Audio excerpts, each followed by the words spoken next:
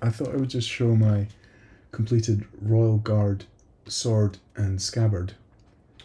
So yeah, I've reworked all this now, and I've got a sword and a scabbard which is designed for leather covers. I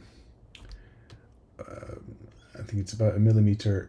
I've got a gap of just over 1mm in here. I can see that with if I use a 2mm plate here, I can see that, well, it's just over 1mm, so that's good. And that can slip over as a separate part.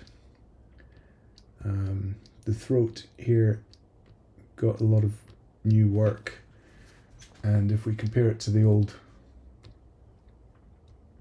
in a previous video I show how I created this, and I've got a band underneath which is in the correct position. This is too far down.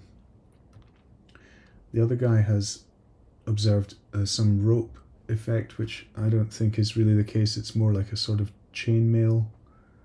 The rope is quite nicely done, but just got to observe what's really going on.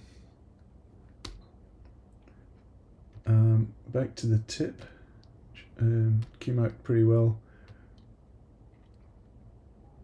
Here's my tip, and it's got some strange circular decoration. This is a bit fantastical and really too thin. And I observe that these this heart-shaped thing is actually an indentation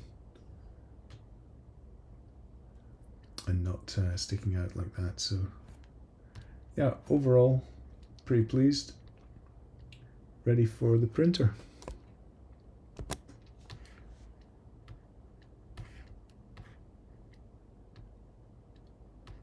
Okay.